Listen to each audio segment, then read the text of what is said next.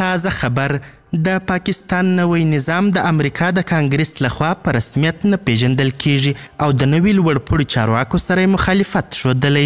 دا په داسې حال کې ده چې سبا یکشنبه د پاکستان نوی صدراعظم ټاکل کیږي.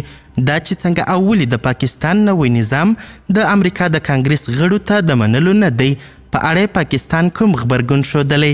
که غواړئ پوه سئ نو ویډیو تر پایه وګورئ. سلامونه قدرمنو لیدونکو، مشال پریس یوټیوب چینل ته مو هرکلی کوم.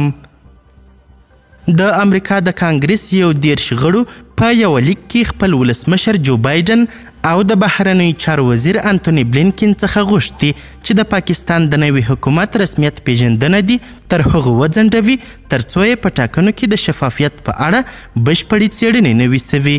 دغه مکتوب د کانګرس د 11 ډیموکراټو غړو له لوري لاسلیک سوی دی چې له ډلې یې 5 میرمنې دي. پاکستان کې د فبروري پر 8 ټاکنې ترسره سوې او هر لوری حکومت د خپل ګوند حق بولي. تازه په پنجاب کې د نواز شریف لور مریم نواز شریف لومړۍ وزیره وټاکل سوه، خو هاخوا بیا د عمران خان د ګوند پلویانو موازی پارلمان او محلي حکومت اعلان کړ.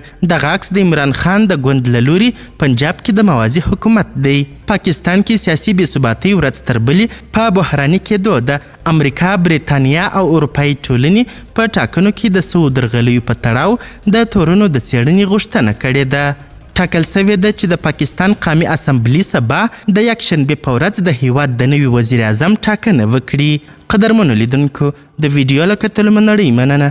د لا زیاتو او نورو لحظه پر لحظه خبري مطالب لپاره زموږ همدغه مشال پریس یوټیوب چینل سبسکرایب کړئ. تر بیا او بلې ویډیو ښه وخت ښې چارې د الله په امان.